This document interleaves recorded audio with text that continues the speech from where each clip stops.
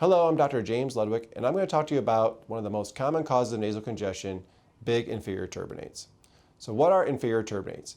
Inferior turbinates are what make our nose special. The reason we want to breathe through our nose is because it warms the air, humidifies the air, and cleans the air. The inferior turbinate is an organ that comes off the side wall of the nose and adds all this surface area to the nasal cavity. Okay?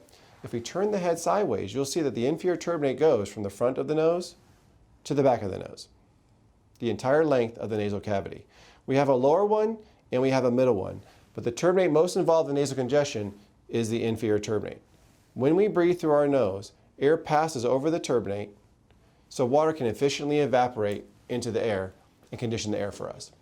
When we have big inferior turbinates, it blocks the airflow through our nose.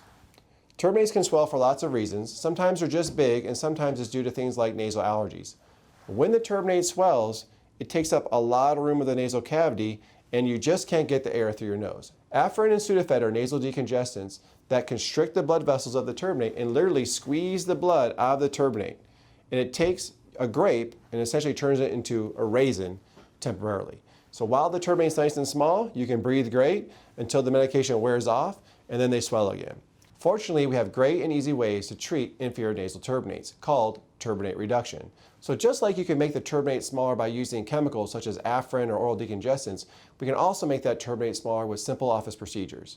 The great thing about the office procedure is that it's permanent, thus allowing you to breathe easier through your nose all the time without having to rely on those topical or oral decongestants.